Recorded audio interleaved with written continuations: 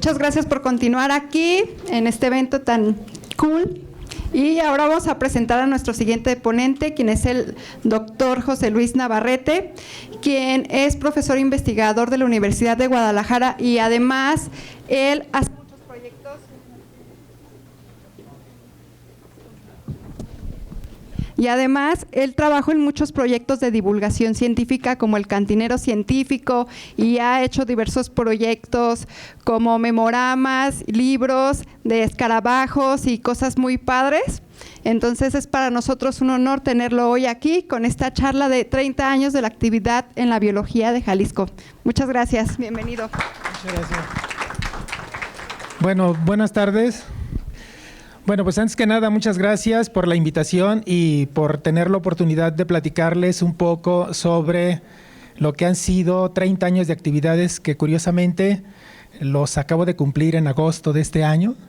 Entonces, de antemano pido disculpas porque pues ahí dice 30 años de actividades en la biología de Jalisco y ustedes pueden pensar pues que voy a hablar de muchas áreas de la biología y lamentablemente no.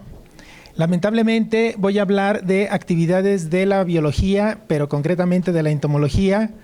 Y el día de hoy sí creo que me voy a ver demasiado egoísta porque voy a platicar varias de las cosas que se han estado haciendo durante todos estos años como un solo ejemplo de todo el potencial humano que existe en Jalisco y que al final, bueno, pues la idea es un tanto discutir algunos aspectos de los problemas que voy a plantear al principio. En primera instancia, me gustaría comenzar con una pregunta.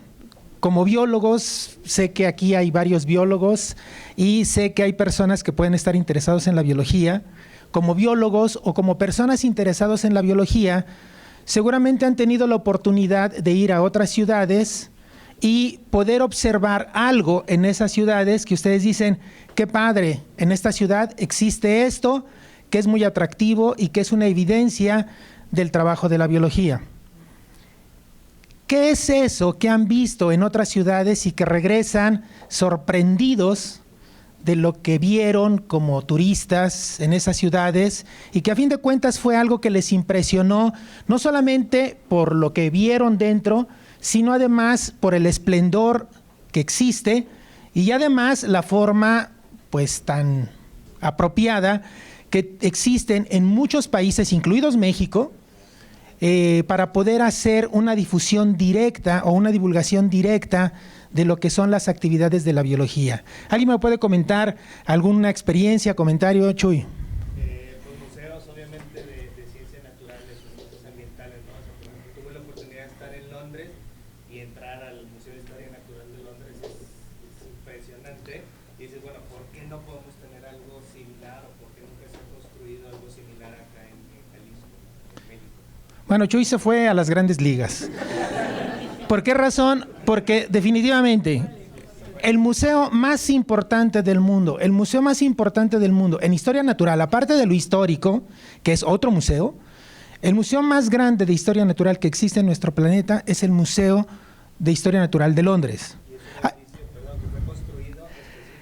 Y es un edificio que fue construido específicamente para eso, y es un edificio en la que cada loseta que adorna las paredes de ese edificio fueron diseñadas por una persona para representar toda la diversidad paleontológica de aquella región y de otras regiones del mundo. En otras palabras, fue un edificio exprofeso para que los colonialistas ingleses, también hay que decirlo, pudieran tener un espacio para dar a conocer toda la diversidad biológica que ellos tienen en su poder y que los hace ser, aunque no queramos, el museo más grande del mundo con el acervo biológico del mundo más grande que existe en este planeta. Para que se den una idea, se habla de un famoso fraude científico, también los científicos hacen fraude, no es tan común, pero se hace.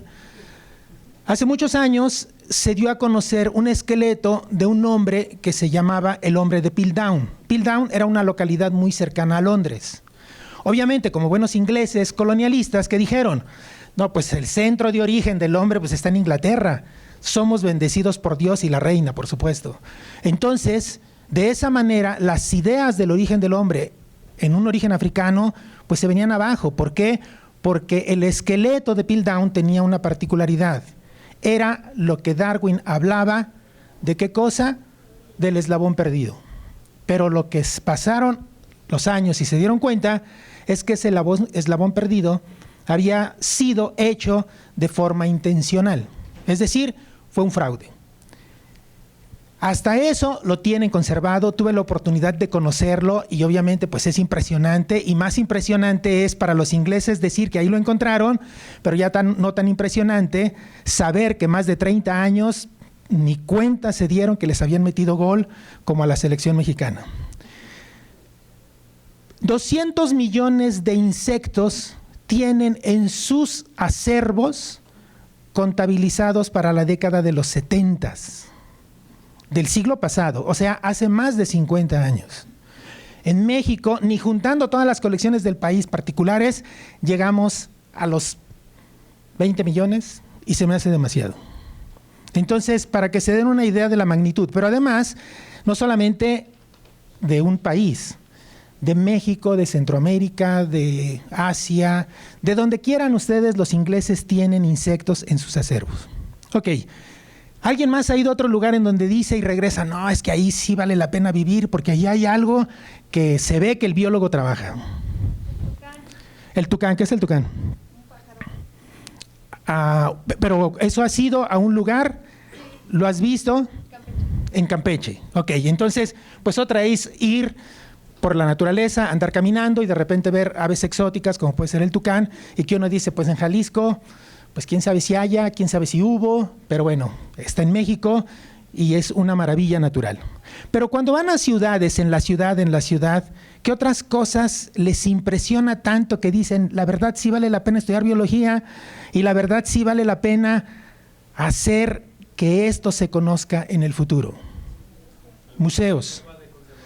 Reservas de conservación. Jalisco tiene reservas, zoológicos. Ahora hay situaciones complicadas con los zoológicos. Es un punto delicado entre el sí y el no, porque los zoológicos también favorecen la conservación de especies, pero bueno, no es nuestro punto ahorita y mejor dejémoslo de lado. Ok, entonces, pues tenemos museos y la verdad es que lo más fácil de poder ver en el extranjero, en nuestro país también, son los museos o son exhibiciones que tienen que ver con cosas naturales.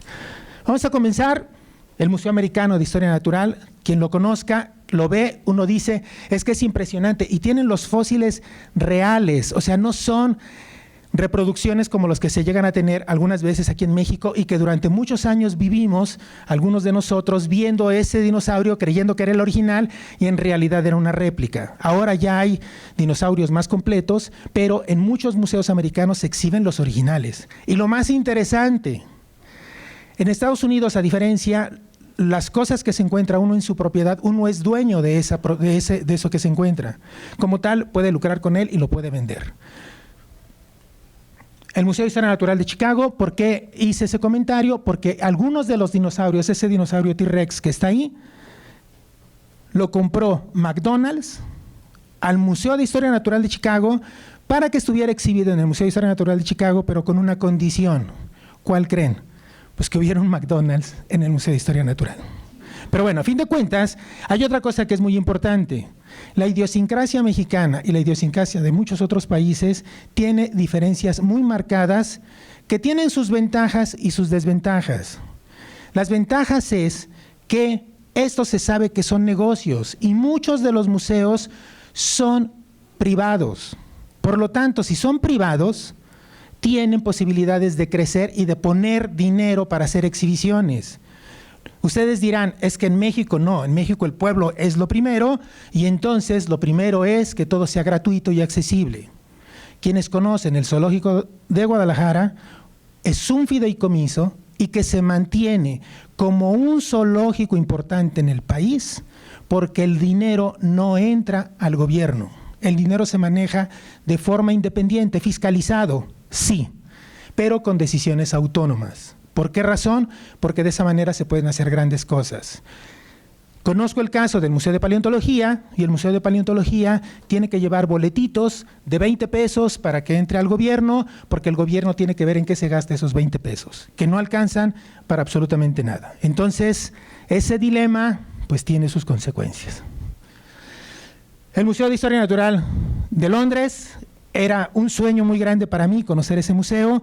Cuando yo lo quería conocer, yo me dije, le voy a hacer como el Papa, en cuanto llegue voy a besar el suelo, porque pues es el recinto más grande que existe en el mundo. Esa es la entrada principal. Vean ustedes el edificio. Desde el edificio, digo, yo no soy arquitecto, pero simplemente verlo es impresionante. Cuando llegué, como es gratuito, pues había un montón de gente, me dio mucha pena y pues no me hinqué, pero bueno, dentro de las muchas cosas que tiene, nosotros tenemos un Darwin también en el CUCBA. Este es el Darwin del Museo de Historia Natural de Londres. Y bueno, este museo pues fue creciendo gracias a las exploraciones que los ingleses hicieron en diferentes partes del mundo, y que en México, nada más para que se den una idea, pagaron a muchísimos coleccionistas, a tal grado que hay una obra que se llama Biología Central y Americana, que son más de 100 tomos, de los cuales esos 100 tomos tienen en promedio entre 400 y 800 páginas. Imagínense la cantidad de libros, de información y de especímenes que se tuvieron que colectar para generar eso, pues un montón de información. Hace unos meses finalmente pude tener, en fotocopias por supuesto, todos los tomos de Coleóptera, que son 24, pero bueno, ya puedo morir en paz porque ya los tengo completos. Pero yendo fuera del extranjero y de los países opulentos, con dinero, como muchas veces decimos, en México, ¿qué pasa? En México también existen muy buenos ejemplos de construcciones, de proyectos que tratan de poner en evidencia y resaltar la importancia de la biodiversidad. Un ejemplo reciente, y por eso es de que lo estoy poniendo, es el Pabellón Nacional de Biodiversidad, pero quiero que vean aquí lo más importante. Dos cosas. Uno, está dentro de los terrenos de la UNAM y por lo tanto lo maneja una universidad pública. Pero segundo, ¿quién lo pagó? SLIM. ¿Y por qué lo pagó SLIM? Pues porque el SLIM me conviene. ¿Le pagó por qué? Pues porque la ex secretaria de Gobernación es hermana del que quedó de director, que es un investigador del Instituto de Biología. Nepotismo pleno en la 4T. Pero, ¿qué sucede? Que cuando se tienen proyectos y se tienen las intenciones de poder concretarlos y hacer cosas como esta, se puede. ¿Por qué? Porque hay mucho dinero de por medio, pero también hay mucha evasión de impuestos. Y no evasión en el sentido ilegal, sino en el sentido de que los impuestos de que vayan a parar al gobierno paran en construcciones de este tipo. ¿Estamos? Y entonces resulta que en la UNAM, lamentablemente, muchas veces decimos, es que los chilangos tienen todo. Pues no sé si tengan todo, pero sí tienen muchas cosas. Esto es una parte de lo que es el pabellón. Debo decir, no lo conozco, no he ido, pero juro por mi mamacita que voy a ir este año. Chamela, decían estaciones biológicas. Chamela, una de las estaciones biológicas más importantes del país, la primera en cuanto a bosque tropical seco, es Chamela, que se hizo en la década de los 80 del siglo pasado, y que podemos decir, y quizá Memo me pueda corregir, porque él es más antiguo que yo. Bueno, eso creo, podemos decir que de la década de los 80 a la actualidad, es realmente cuando se formaliza la biología en Jalisco. Es decir, que se sistematizan los estudios biológicos. Por consecuencia, somos un estado joven en el estudio de la biología. ¿Por qué razón Jalisco no está considerado como un estado megadiverso? No es porque no tenga diversidad, es porque los estudios que se tienen no son equivalentes a lo que se ha hecho en Oaxaca, en Michoacán, en Chiapas, a donde los grandes exploradores, pues ¿a dónde llegaban? A esos estados.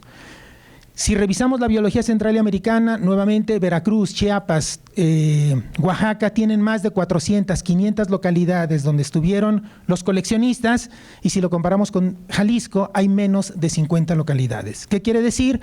Pues que ellos se iban a donde había la certeza de que podían llevarse más cosas. Y bueno, junto con esto, pues hay algunas cosas que se han hecho importantes, por ejemplo, lo de la conservación de la tortuga. Uno ve a las tortugas y uno las ve muy bonitas, y las ve y de repente que están llorando, dice uno, ay, pobrecitas. La realidad es que no dicen eso. Espero que no me golpeen por mi comentario, pero lo que dicen es, ya me van a volver a salvar, yo me quiero extinguir, y estos insisten en que me tienen que salvar. Se hacen actividades de divulgación, muchas actividades, y hasta la fecha es un programa exitoso, es un programa que se hace en varias playas del estado, y no solamente en el estado de Jalisco, sino en muchos otros lugares. Pero bueno, entonces, ¿de qué va la plática? La plática va de que yo les voy a comentar qué es lo que he hecho, pero aclaro, con la participación de muchísimos de mis estudiantes, de muchísimas personas que han estado colaborando conmigo, y que en realidad lo que yo voy a presentar no es un trabajo personal, es un trabajo de un equipo que ha aportado con muchas actividades, desde actividades intelectuales, desde actividades de trabajo de campo, muchas cosas, y que es lo que ahora podemos decir es la colección entomológica, desde mi punto de vista, más importante del occidente del país. Y al final, pues obviamente quiero remarcar eso para discutir algunas cosas finales. Y bueno, ese es parte de mi laboratorio. Ahí, pues con uno de los microscopios, ese es el microscopio que me hacía muy feliz hace algunos años. Ustedes van a ver el nuevo, y pues el nuevo me hace más feliz. Y bueno, pues como es de escarabajos, pues había que poner una fotito de escarabajos bonita. ¿Qué son los escarabajos? Los escarabajos son los seres más maravillosos del mundo. Cuando les digan que son los peces, las mariposas, mienten, no saben lo que dicen. Los escarabajos, lamentablemente, hay mucha gente que sabe qué son los escarabajos, pero también hay mucha gente que desconoce qué son los escarabajos, y lo peor es cuando dicen que los escarabajos son cucarachas o que las cucarachas son escarabajos. No, las cucarachas son cucarachas, los escarabajos son escarabajos, y es la cosa más maravillosa que hay. Se cuenta en la historia que en alguna ocasión una persona que se dedicaba al origen de la vida se le preguntó que qué pensaba él de lo que opinaría Dios sobre la creación de la vida. Y lo que él dijo fue que Dios tenía una extrema admiración por los escarabajos. Esa fue su respuesta, y eso es bien cierto. ¿Por qué razón? Porque el grupo de seres vivos con mayor número de especies son los escarabajos. Actualmente se conocen más de 400,000 especies, comparada con las 5,000, 6,000 de mamíferos, 9,000, 10,000 de aves. Entonces, no hay competencia, pues los escarabajos es lo bueno. Y cuando dicen que Dios descansó el séptimo día, no es cierto. Dios comenzó a hacer escarabajos el séptimo día, y hasta la fecha sigue haciendo escarabajos. En los egipcios ya existían, y bueno, los egipcios ya sabían que Dios había hecho los escarabajos. Bueno, entonces yo lo que les voy a participar van a ser sobre, partiendo de los ejes esenciales o las actividades esenciales de la Universidad de Guadalajara. Yo soy profesor de la Universidad de Guadalajara. Son 4 puntos principales, que es docencia, investigación, divulgación, extensión y vinculación. Entonces yo les voy a platicar de los diferentes. Yo llegué aquí a la Universidad de Guadalajara en 1993, en agosto de 1993, y desde ese año la primera sorpresa que me llevé en la Universidad de Guadalajara fue que vi el programa de biología, y yo dije, no, pues este programa está bien suave, está mucho mejor que el de la Facultad de Ciencias. Y en noveno semestre, que era el primer semestre de la orientación, había una materia que se llamaba biosistemática, y yo no había llevado biosistemática en la UNAM. Entonces yo dije, no, pues es mi gran oportunidad de aprender biosistemática, claro que voy a llevar biosistemática. Cuando pregunto quién es el que va a dar biosistemática para ver si me podía inscribir, me dijeron, no, pues tú. Ah, caray, ¿cómo que yo? Sí, pues porque no hay maestro para biosistemática, y pues el que está más relacionado con biosistemática, pues eres tú. Yo dije, ah, qué caray, y pues bueno, tuve que dar biosistemática, pero al siguiente semestre di clases de artrópodos, que es a lo que yo me dedicaba ya desde aquel entonces. Y bueno, esta no es la primera salida, pero fueron de las pocas fotografías que rescaté cuando andaba en práctica de campo. Ustedes pueden ver la gran diferencia, particularmente por la barba negra y la barba blanca de ahora. Hay algunas actividades, todas ellas muy felices, o al menos eso aparentaban, pero se divertían. Son otras imágenes. En aquel entonces, recuérdense que son 30 años, no había libros y hasta la fecha no existe un libro de artrópodos para la carrera. Entonces, en aquel entonces era más fácil sacar fotocopias, hacer libritos y repartirlo a los alumnos para discutir los artículos. Ahora ya cada quien saca de su teléfono y se pone a leer. Entonces, en aquel se hizo una antología de lecturas del curso de Diversidad Animal 2, que era como se llamaba, en donde estaban una serie de artículos que se discutían en el curso. Actualmente, este es el último manual de taxonomía, que es el que utilizo para mi curso de taxonomía. Ya no doy artrópodos, ahora solo doy taxonomía. Y en taxonomía, como parte de las actividades, pues se han hecho algunos materiales, como puede ser esto de aquí, que es unos materiales de un memorama. La intención es que los alumnos jueguen con las imágenes en un juego de memoria, pero tienen que decir cómo se llama el especialista taxónomo que trabaja con mariposas, con reptiles y demás. Entonces, el que lo encuentre el par, pero no sepa cómo se llama el especialista, pues no gana. Y aquí algunas de las imágenes de eso. Aquí pueden ver a mis alumnos. Esta es una foto reciente donde estaban jugando. Bueno, a lo mejor están jugando haciendo la piña que juegan porque les dije que les iba a tomar una foto, pero bueno, ahí están. Una de las cosas que me gusta mucho es que al final ellos hacen una serie de actividades que yo llamo simposio de taxonomía, en donde cada alumno hace un trabajo semestral y en ese trabajo semestral pasan al frente a exponer su trabajo, y a mí no me importa si dicen AIGA, aunque está mal, se les menciona, pero prefiero que pongan AIGA a que pongan como podéis ver en la figura de arriba, porque eso quiere decir que lo copiaron.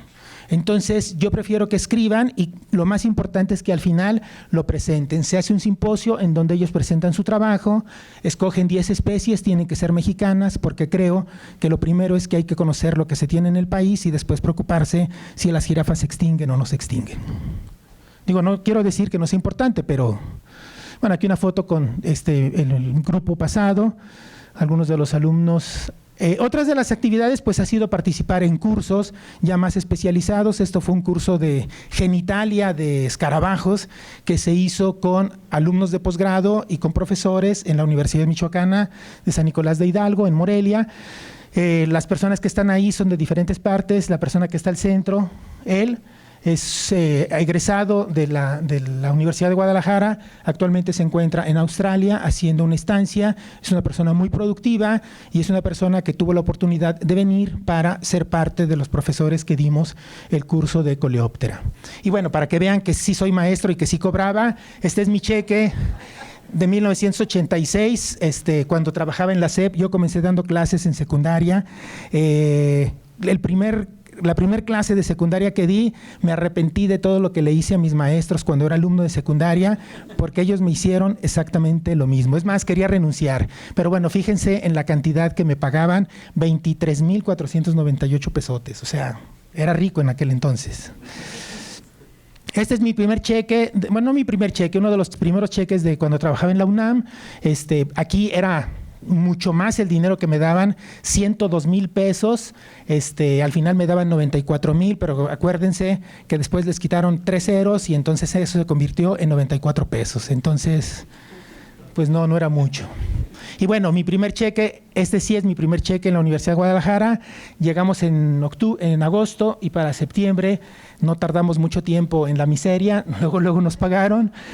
Entonces, pero bueno, pueden ver ahí, ya aquí la situación era diferente, ya eran más terrenal a lo que ahora, 9,000 pesos. Con el paso de los años, pues he dado varias clases, desde biosistemática, taxonomía, artrópodos, seminario de investigación, divulgación científica, pero actualmente la que imparto es taxonomía a lo que ahora son los alumnos de segundo semestre. Cuando daba clases en la secundaria, comencé a dar clases en 1982. Esto ya fue cuando me cambié a una escuela particular.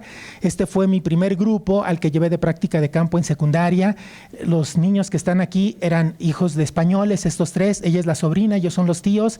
Él va vestido de blanco, regresó negro, completamente negro, porque era época de lluvias y literal, como los perritos cuando se revuelcan en el lodo, así estaba él, porque en su vida había salido al campo, en su vida había salido a colectar hongos, a colectar insectos, entonces todos estaban felices. Pueden ver la red entomológica, algunas redes entomológicas medio transformadas, pero bueno, este es el nombramiento que tuve cuando daba clases en la secundaria.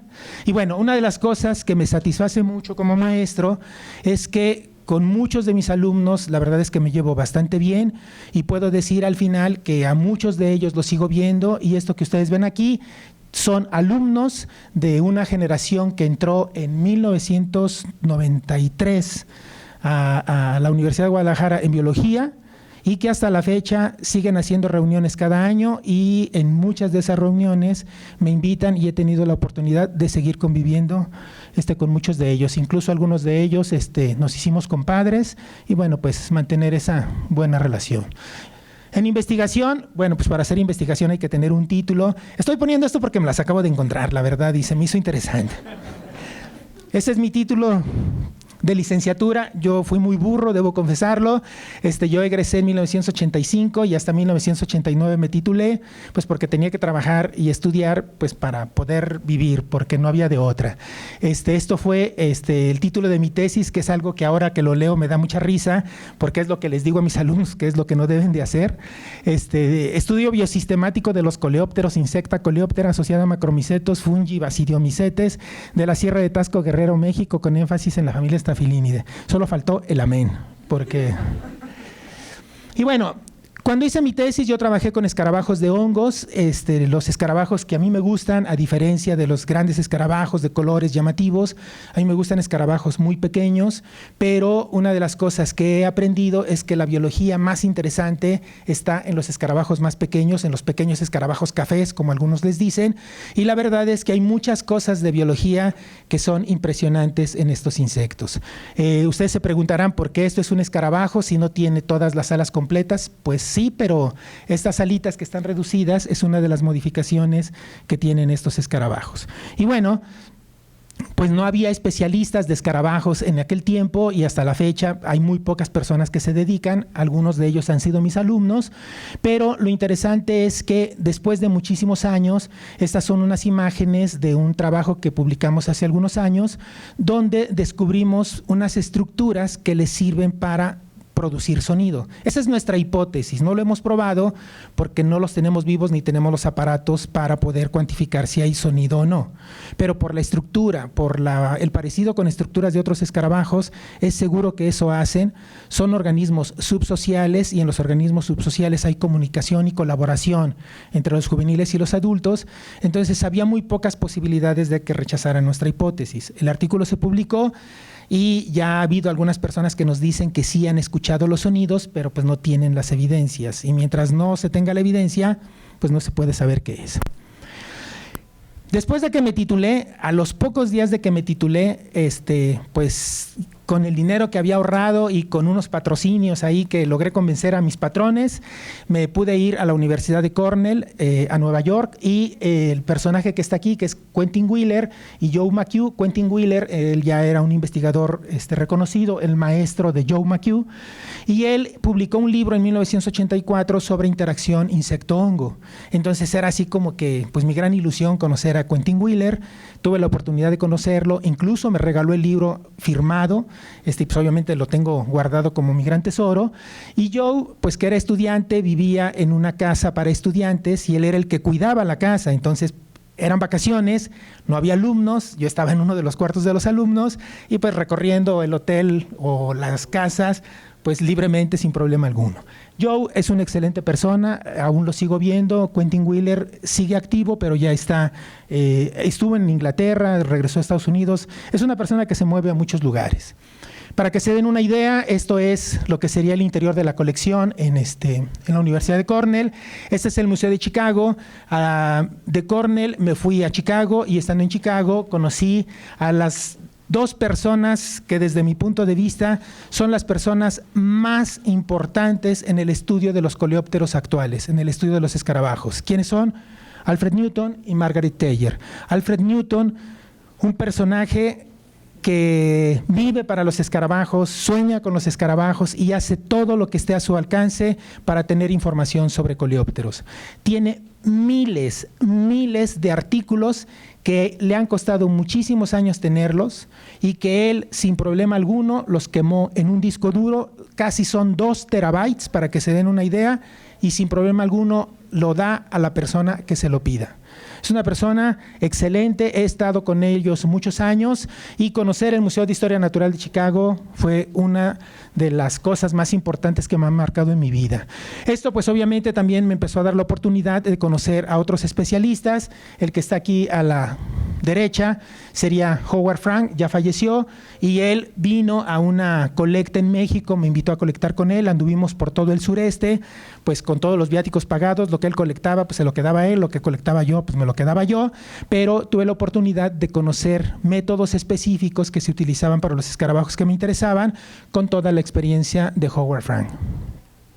Y bueno, eso que ven ahí, que pues no tiene aparentemente ningún atractivo, ustedes han oído que las hormigas cultivan hongos, bueno, pues esos son los hongos dentro de los nidos de las hormigas arrieras, y eso es lo que realmente se comen. Les decía que ahora me hacía más feliz otro microscopio, pues bueno, la cosa es bien simple, este microscopio tiene más resolución, es automático, pero además de que es automático, toma fotografías bien bonitas. ¿Por qué razón? Porque yo le digo, toma de aquí y toma de acá, y va haciendo tomas a diferentes tiempos automáticamente, y una vez que lo hace todo automático, al final yo le digo, pues ahora júntalas. Las junta, y de las 20, 30 fotografías, hay veces que se lleva 2 gigas, 3 gigas de memoria, y me genera una sola fotografía enfocada a todos los niveles. Y obviamente, pues esto ha sido muy útil para mí, porque como soy pésimo dibujante, pues por lo menos intento sacar fotos mejores. El primer artículo que salió cuando llegué aquí a la Universidad de Guadalajara es este, que es una nota científica de 2 páginas. Este es otro de los artículos que he publicado, en donde se publican algunas especies nuevas. Y este es mi primer artículo que publiqué en 1987, que son 2 páginas, que uno dice, pues 2 páginas, pues eso ¿para qué sirve? Pues posiblemente no sirve para nada, o al menos para sacar fotocopias, pero hacer ese trabajo me costó muchísimo esfuerzo. Se lo daba a mi director, me lo corregía, me lo volvía a regresar. Varias veces fue, la primera vez regresó como cementerio de tantas marcas rojas que tenía, pero lo interesante es que aquí, aunque sea un trabajo relativamente sencillo, tuve que contar, créanmelo, sí los conté, más de 10,000 ejemplares y diferenciar entre hembras y machos para ver si no había otras especies. Al final, pues lo que dije yo era que era todo lo mismo, y bueno, finalmente salió publicado. Esto salió en 1987 y es mi primer trabajo. Aquí, cuando me hice socio de la Sociedad Mexicana de Entomología, aparte de la diferencia de kilos, también la diferencia en años.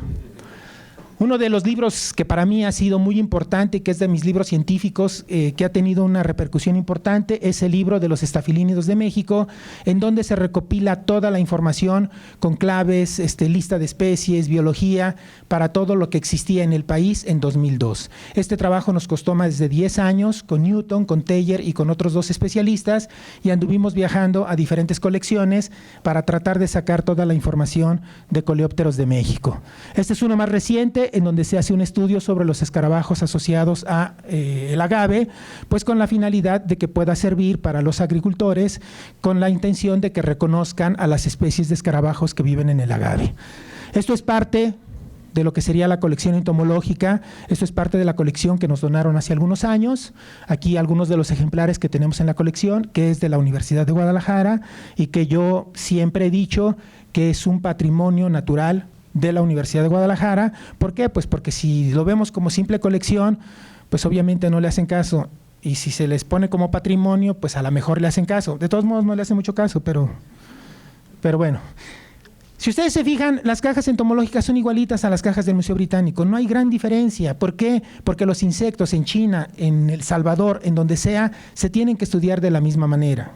Entonces, ¿qué es lo que nosotros hacemos? Nosotros, siguiendo el modelo del Museo de Historia Natural de Chicago, tenemos arreglada nuestra colección. Estas son las gavetas. Existen gavetas más modernas que esperemos que ahora que se encuentra el secretario de la división aquí, pues nos compren unos muebles como los modernos, porque créanme, y se los digo con toda la convicción del mundo, yo en unos años me voy a ir de la universidad. y eso ya falta muy poco.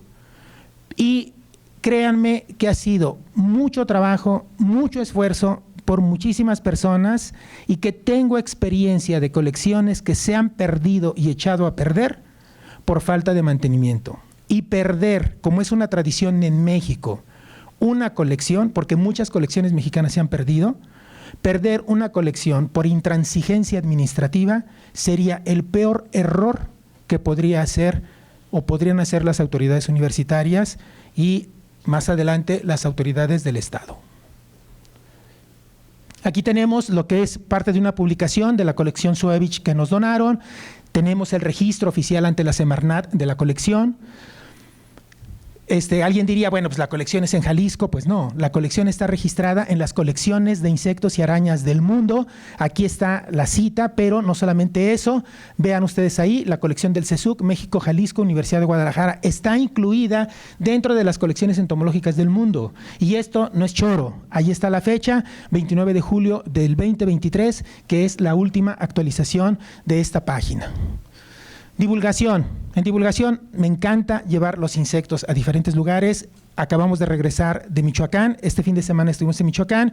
Fuimos 10 personas, incluido un niño de 6 años, que parecía el promotor número 1 de la exhibición. La gente estaba fascinada con lo que decía el niño, porque además lo que decía era cierto. Era impresionante lo que decía. Por ahí van a ver unas imágenes y unas personas que quién sabe si les reconozcan, pero esto fue la primera exposición que se hizo en el antiguo, inexistente planetario de Guadalajara, cuando se hacían ferias de la ciencia, y ahí fue la primera exposición con la que participamos. Estas fotografías son de este domingo, que fue en San José de Gracia, Michoacán.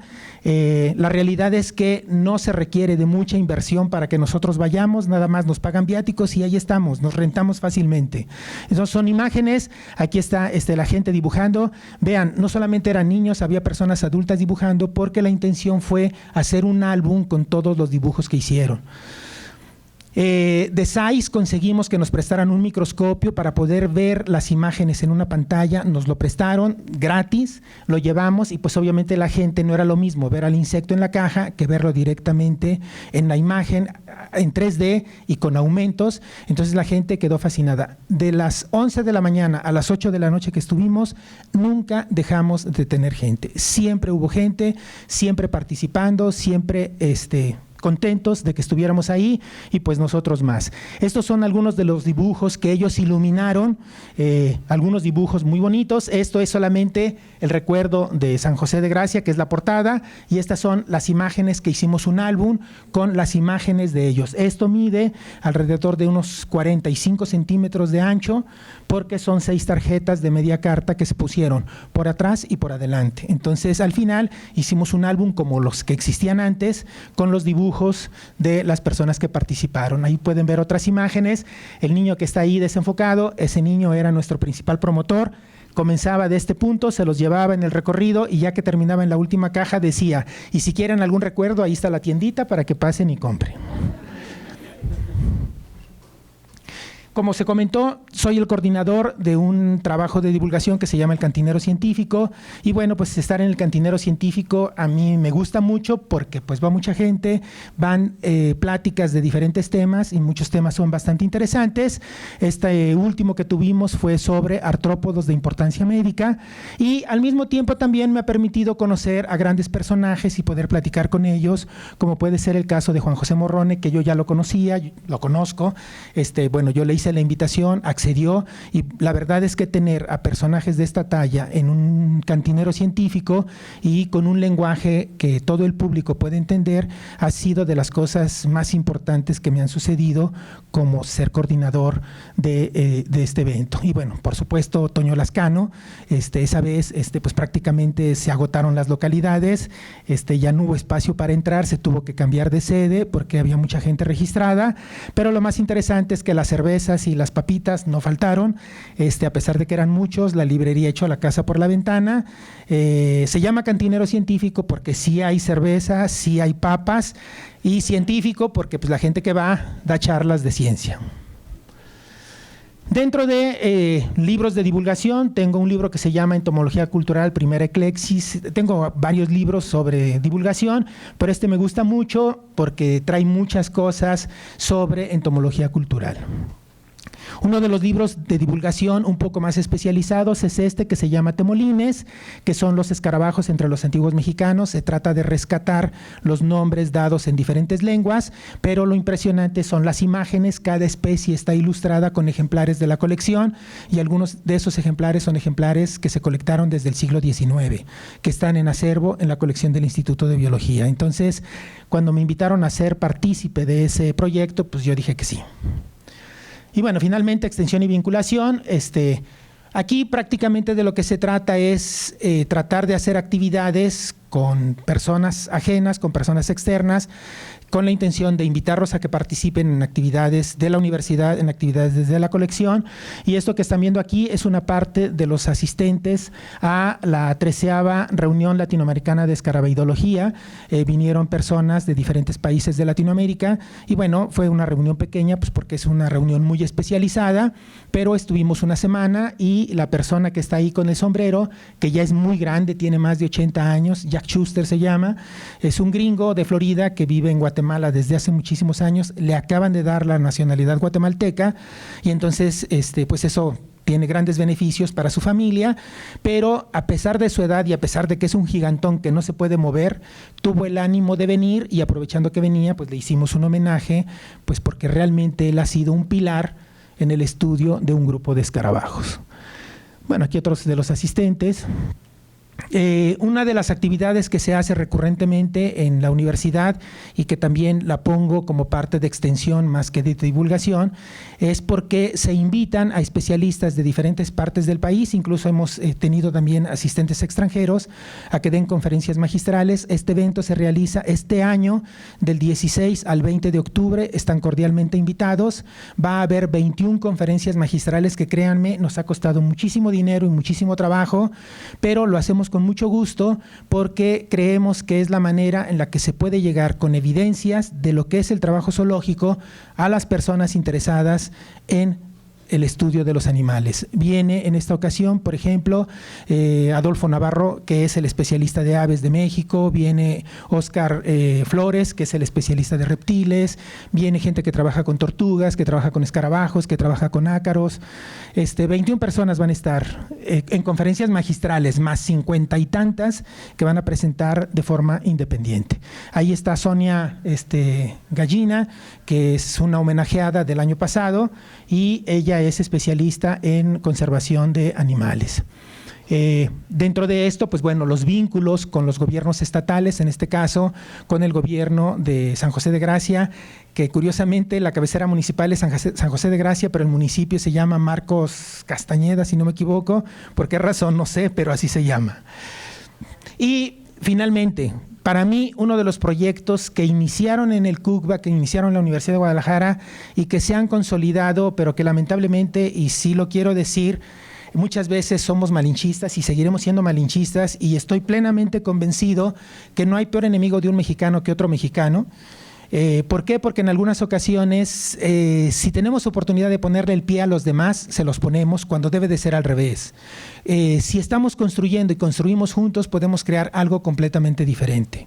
Este proyecto Duyesiana es un proyecto que inició en la Universidad de Guadalajara, sigue en la Universidad de Guadalajara, es una revista técnica, es una revista científica especializada, y con mucho orgullo puedo decirles que es una revista que está incluida en los índices más importantes, no en los principales de los más altos, pero sí en las bases de datos más importantes de investigación científica. Y llegar ahí ha sido una tarea de muchísimos años. Son 30 y estos son las dos portadas del último volumen de 2023, que es el festejo número 30 de la revista, y que incluye artículos de mexicanos, pero también incluye artículos de entomólogos de diferentes partes del mundo. Entonces, ha sido un proyecto bastante interesante. ¿Qué va a pasar? No sé, porque pues como les digo, yo ya me voy y pues eso se queda. Y lo ideal sería que no suceda lo que mucha gente dice. Es que es la revista de Navarrete. No, no es revista de Navarrete.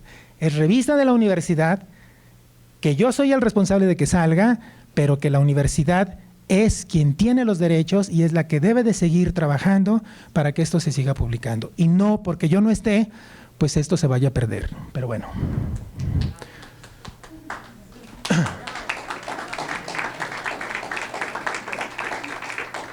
Y bueno, ya para finalizar, pues todo lo que les acabo de mostrar es solo un ejemplo de los muchos que existen en el Estado y que se dedican a la investigación científica. Yo soy solo un profesor del CUCBA, como hay muchos profesores en el CUCBA que hacen exactamente lo mismo en investigación, en difusión, en muchas cosas. Incluso hay personas que conozco que hacen mucho más que yo y que si se suman esos esfuerzos, pues obviamente nos deja ver que lo que se hace en Jalisco se hace bien, que lo que se hace en Jalisco es de relevancia mundial y que la biología en Jalisco podría estar en una posición mejor, creo que sí, pero no está en una posición inadecuada, está en una posición creo que bastante buena y creo que hay muchas cosas que reflejan la calidad científica de la biología en el Estado. Y entonces la pregunta sería, si nosotros vamos a otros países y regresamos orgullosos de que existen museos de historia natural, si vamos a Costa Rica, vemos que hay grandes reservas naturales y decimos, no, es que la reserva de Costa Rica es el país que conserva todo, es falso, sí hace conservación, pero si uno va a Costa Rica, ve desmontes como los que uno ve en Jalisco. Lo que sí es que saben vender muy bien pues las propuestas de conservación, y si hacen propuestas de conservación, sí. En México también se hace, pero ¿se pueden hacer mejores? Sí, también. Si ya existen reservas en Jalisco desde la década de los 80 del siglo pasado, pues ¿por qué no existen más? No voy a decir otras cosas que podría decir de una reserva, pero bueno. Recursos humanos existen. Colecciones científicas existen. El herbario es una de las colecciones de plantas más importantes a nivel nacional. Ocupa puestos relevantes a nivel nacional, no solamente en el occidente del país, sino a nivel nacional. La colección de hongos, desde mi punto de vista, si no es la segunda, sería la tercera a nivel nacional en relevancia.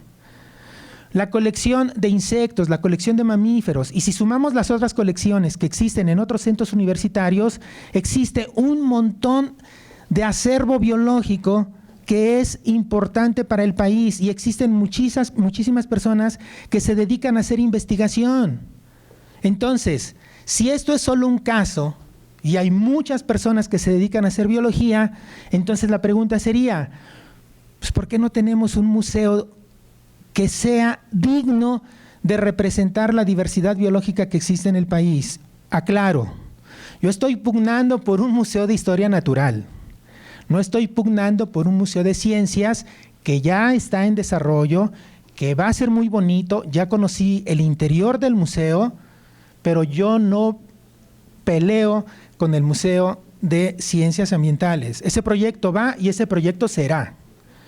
Pero un museo de ciencias naturales creo que es un objetivo completamente diferente.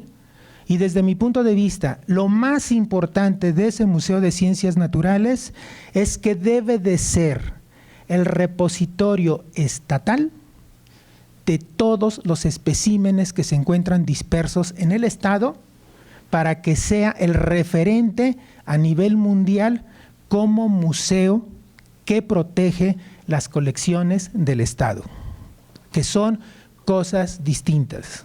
Mi sueño sería ver un museo impresionante como los museos que les mencioné al principio y que las dos plantas superiores estén llenas de colecciones y estén llenas de especialistas, ustedes muchos, trabajando con diversidad jalisciense. Muchas gracias.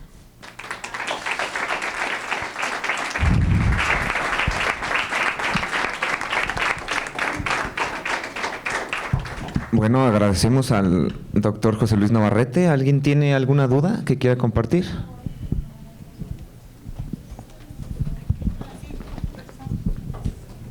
Muchas gracias. Hola, José Luis, muchas gracias. Bueno. Qué gusto escucharte. Pero me quedé intrigada. ¿En qué momento y por qué te enamoraste de ese insecto? de ese filum, de esa familia. De esa familia. Híjole, la verdad es que todo fue azar. A mí me interesaba la interacción insecto-hongo. Yo conocía los trabajos de Wheeler y de otra persona que también sacaron un libro, y yo estaba obsesionado con que quería trabajar insecto-hongo. Y digo obsesionado cuando iba en sexto semestre, porque antes quería ser bioquímico, micólogo. Semestre que pasaba quería hacer algo. Pero ya cuando medio ordené mi vida, quería trabajar con insectos y hongos. El chiste es que cuando comencé las colectas formales, por así decirlo, las comencé porque iba a haber una biología de campo. En la UNAM había una materia que se llamaba biología de campo, en la que se hacía investigación durante un año. Entonces yo hice mi servicio social con los micólogos, ellos iban a hacer esa biología. En Taxco yo dije, no, pues ya le armé viaje gratis, y pues ya por lo menos el viaje me lo ahorro. Entonces fui a Taxco, pero resulta que ese año en particular fue un año en el que llovió muy poco. A la primera salida, cuando regresamos de Taxco, me dicen, ¿sabes qué onda? Ya no vamos a ir a Taxco porque nos sale muy caro, no colectamos hongos y pues no podemos llevar a tantos alumnos para que no haya nada. Yo dije, no, pues ya me embarcaron, porque ustedes ya me mandaron a Taxco y pues yo tengo que seguir con mi tesis. Bueno, terminé mi tesis, seguí yendo a Taxco solo, me iba a la sierra solo. Y pues de lo que veía y de lo que colectaba, pues eran unos escarabajos raros que yo decía, bueno, pues ¿qué onda? ¿Y estos qué? Platicando con mi director de tesis, que no trabajaba con escarabajos, trabajaba con libélulas, le digo, oye, Rodolfo, ¿y pues esto qué onda? Dice, no, pues es un estafilínido. Le digo, ¿y qué más? Pues hasta ahí. Total que buscando, resulta que los especialistas que curiosamente habían colectado mucho en México, en el sureste, estaban en Canadá. Entonces, cuando entré al colegio a dar clases en secundaria, hablé con el dueño y le dije, oye, ¿sabes qué onda? Pues necesito ir a Canadá, pues porque allá está el especialista para mi tesis, que quién sabe qué. Bueno, ¿y qué gana la escuela? Total que le eché un choro de que, no, pues imagínate, un biólogo titulado y no sé qué tanto. Total que me apoyaron, me pagaron el hospedaje y me pagaron el avión. Fui a la universidad, a la Colección Nacional Canadiense, el Canacol, y llegando allá, pues como buen estudiante guadalupano tercermundista, pues me dijeron, ¿y dónde te vas a quedar? Le digo, no, pues no sé. El chiste es que me dieron una beca, y esa beca me sirvió pues para tener un poco más de dinero durante mi estancia, pero conocí a John Milton Campbell, que él había colectado en México, en el sureste. Y cuando llegué y que le dije que me interesaban los estafilínidos y que había colectado estafilínidos en hongos, curiosamente él tenía un artículo de 1969 que era la revisión de esos escarabajos de Latinoamérica. Y me dice, no, revisa este artículo, ahí lo vas a encontrar todo. No, pues ya cuando lo vi yo dije, no, pues este compa sí sabe, pues él está haciendo todo esto. No te miento, me regaló toda su literatura, un portafolio se llenó. Y había otro, un checo, que vivía en Canadá muchos años atrás, Smetana, que le dijo, no, está interesado en estafilíneos, pero él trabajaba en el Paleártico, en China, en Taiwán, por esas zonas. Igual, llegó con un montón de artículos y me los dieron. Entonces, ya cuando tuve todos esos artículos, pues yo dije, ¿a qué me voy a dedicar? Pues estafilínide. Y pues sí, y curiosamente, la primera revisión que me dio para trabajar con los escarabajos, es curiosamente los escarabajos que más me gustan. Los Oxyporus son así como que, de los que les pasé en las fotos, esos son unos escarabajos de 1 centímetro. O sea, realmente no son sorprendentes, pero en su biología y en sus formas, a mí me impresionan y pues literalmente me fascinaron desde ese momento. Y el detalle de haberme dado todo su material también influyó. Después conocí a Newton y a Margaret, que también trabajan en estafilínidos. Ellos me recibieron en su casa. Porque así como estoy aquí con Nidia, yo podía tener aquí con Chuy, mi compañero puede ser un matemático o un físico. Y eso era muy agradable porque en ese tiempo, los que somos más viejos nos debemos de acordar, el programa de la carrera de biología, los primeros semestres, parecería que ibas a ser físico-matemático. Veías mucha matemática, mucha estadística, muchos números, y era el coco de todos los que íbamos para biología porque era algo que a algunos al menos se nos complicaba. Y al revés, a los físicos matemáticos, toda la parte biológica, así como que la evolución y esas cosas se complicaban mucho, la genética y esos asuntos. Bueno, dando un paso muy grande, esa colección de estudiantes, y aquí quisiera dar ese crédito, aunque no está aquí presente, la empezó mucho como estudiante un profesor, no sé si esta vez está en CUCBA, Ricardo Solís. Ricardo Solís era estudiante, que luego pasó a estar en el departamento de celular y molecular. No lo he visto, no todavía esté. Pero él, cuando era estudiante, junto con David y Lourdes, que están de compañeros en el colegio, como estudiantes iban a hacer las colecciones. Mi primer trabajo en Facultad de Ciencias me nombraron responsable del laboratorio de zoología, que fue cuando se abrió y se inauguró, junto con el primer microscopio electrónico que se abrió para físicos y matemáticos. Entonces yo fui el primer jefe del laboratorio, porque ese era mi nombramiento, no por opulencia, del laboratorio de zoología. Y por acuerdo con estudiantes, la colección que ellos tenían pasó al laboratorio, ahí se guardó muchos años. En ese tiempo también se formó por primera vez el departamento de zoología. Fue después a la llegada de Juan Luis Cifuentes, que bueno, Luis está bastante ubicado con él y muchos de ellos también, cuando hubo el interés principal de darle impulso a las colecciones. Y eso realmente fue maravilloso, porque finalmente se tomó forma un proyecto académico relacionado con conocimiento de la biodiversidad de Jalisco. ¿Qué sucede con el tiempo? Bueno, yo salgo del laboratorio, me voy por mi lado, tuve la fortuna de que rápidamente me dieran mi tiempo completo y bueno, o sea, mi situación no digo que era mala para nada, pero mejor todavía más. Cuando llega Luis, fue algo muy interesante porque Luis, junto con Georgina Quiroz, impulsando muchas cosas, el tema de invertebrados, el tema de colecciones, realmente se disparó muchísimo. O sea, yo fui testigo académico, como compañero, como colega, como administrativo, estuve tiempos en la administración, estuve en el sindicato, etcétera, etcétera. Bueno, ya muchos años, ¿no? Y entonces lo que yo quiero comentar es esa parte de la historia, Luis, porque sí es muy interesante que ustedes, bueno, tú en particular, fuiste un parteaguas en el crecimiento de la colección, sobre todo entomológica. Yo he trabajado fauna, pero mi perfil nunca fue para una colección en ese sentido con la escuela. Yo más bien era otro tipo de trabajos asociados a eso, y no era con invertebrados. Y finalmente, para ya no ser extenso, quiero decirte, Luis, que yo coincido contigo en que yo me sumo a que es muy importante que pudiéramos hacer un museo de historia natural. Es algo que desde ciencias ya se discutía, se platicó con Cifuentes en su momento, Chuy Espinosa, Ricardo Gutiérrez cuando estaba en la administración, o sea, en aquel tiempo el imperio del poder pues que estaba ahí. Desgraciadamente, pues bueno, no se llegó a eso, pero yo coincido con eso. Y quiero decir que mi punto de vista, y lo digo un poco con excepción, es que después de años la academia logró tener una posición fuerte. Y yo creo que ahora, después de unos años para acá, parecería, y espero no esté mal, no sé qué piensas Luis o tú, compañeros que estamos aquí, parecería que la administración está por encima de la academia.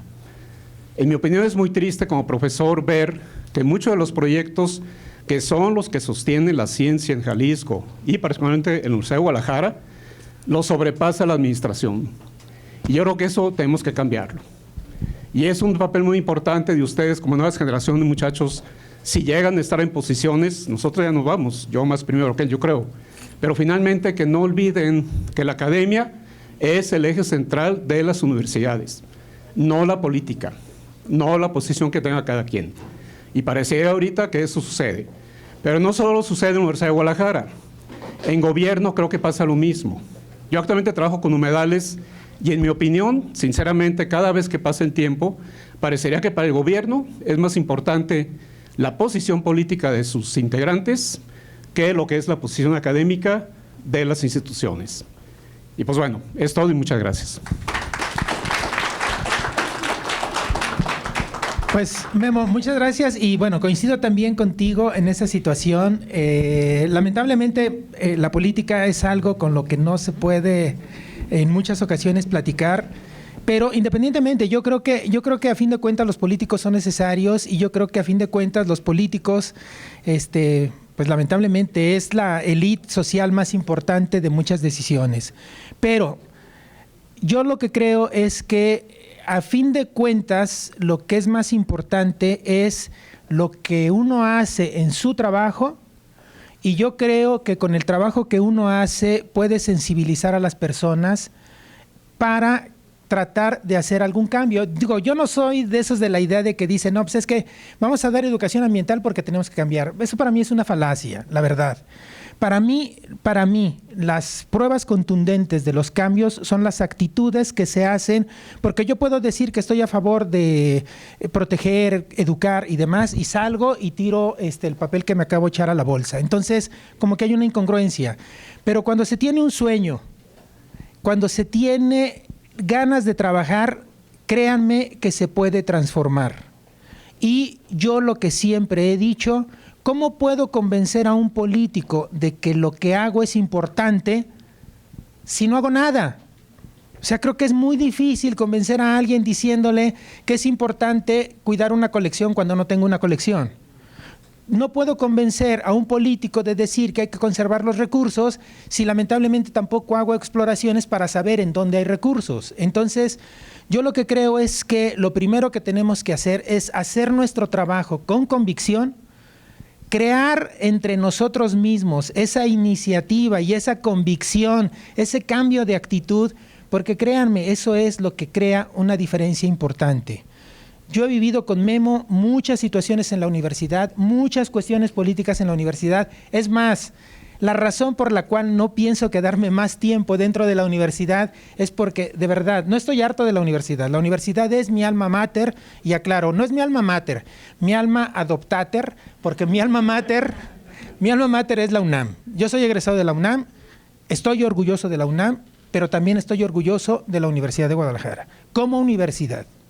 Pero la situación actual del gobierno federal, y no hablo en contra de AMLO, aunque pudiera, pero no hablo en contra de AMLO, es una situación del gobierno federal y lo que sucede en las instituciones que están esclavizadas ante la situación del gobierno federal.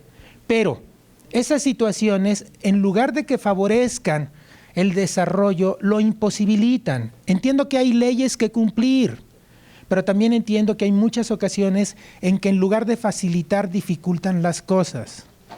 Pero eso no lo vamos a cambiar nosotros, porque eso es algo que ya está estructurado y que se seguirá estructurando cada vez más para hacer la vida más difícil. Digo, yo no veo un cambio potencial en los próximos años, pero lo que no debemos de perder de vista es lo que queremos ser nosotros y para qué estamos trabajando y para qué estamos estudiando. Si nosotros hacemos lo que nos toca hacer, créanme que es ahí donde está la diferencia. Siempre lo he dicho y lo digo y lo sostengo ante cualquier público. Si todos los que trabajamos en la universidad hiciéramos lo que nos toca hacer dentro de la universidad sería diferente. Si todos los que estamos en Jalisco hiciéramos lo que nos toca hacer por nuestro estado, seríamos un estado diferente. Pero somos una bola de traidores, somos una bola de conchudos y somos una bola de solapadores. ¿Por qué? Porque solapando situaciones estamos echando al traste a este país. Y entonces estamos muy felices con el dinero que se nos da, pero no hacemos nada para tratar de retribuir de ese dinero que se nos da. Y bueno, yo creo que al final eso es lo que puede marcar las diferencias. Si nosotros fuéramos más conscientes de los riesgos en los que estamos metidos e hiciéramos algo por cambiarlo, seríamos un estado y un país completamente diferente. Sí, pero yo creo que el derecho de hablar no es malo. El problema es cuando ese derecho... Sí, puede ser, pero el problema de ese derecho de hablar creo que es malo cuando uno se hace cómplice, a veces sabiéndolo, que eso es lo peor, y a veces disimulando que no se da cuenta. Yo creo que no hay tontos en este país, habemos cómplices en este país. Yo les puedo decir, por ejemplo, en términos educativos, no voy a hablar de los libros de la SEP, pero en términos educativos, para mí hay una crisis educativa a todos los niveles, a todos los niveles. A mí me podrán decir, es que tú fuiste chapado a la antigua y tus clases eran diferentes. Sí, yo aprendí de manera diferente. Yo aprendí que el bullying era enseñar resistencia, prudencia y fortalecer el carácter. Eso fue lo que me decían mis papás. Y si mis papás los condenaban ahora, ¿qué puedo decir? Pero de verdad, eso a mí me enseñó muchas cosas, muchísimas cosas que ahora se restringen. Pero independientemente de eso, lo que sí estamos viviendo es una crisis en la educación. Simple. Es preferible tener un pueblo ignorante que tener un pueblo educado. No más. Y entonces, ¿qué hacemos? Pues no pasa nada. Hay que meterse con el maestro más barco. ¿Por qué? Pues porque sacamos 100. Y después decimos, no, es que no nos enseña, no es que nos reprueba. ¿Pero por qué te reprueba? El maestro no te reprueba. Quien te reprueba eres tú. Entonces, es más fácil echarle la culpa a terceros que asumir responsabilidades. Es más fácil simular que estamos estudiando cuando nos estamos haciendo mensos todos. Digo, perdón por la palabra, pero es la triste realidad. Entonces, yo creo que lo que es más importante es el compromiso y lo más importante es el respeto que cada uno tenemos con nosotros mismos. Yo creo que eso es lo más importante. Pues muchísimas gracias.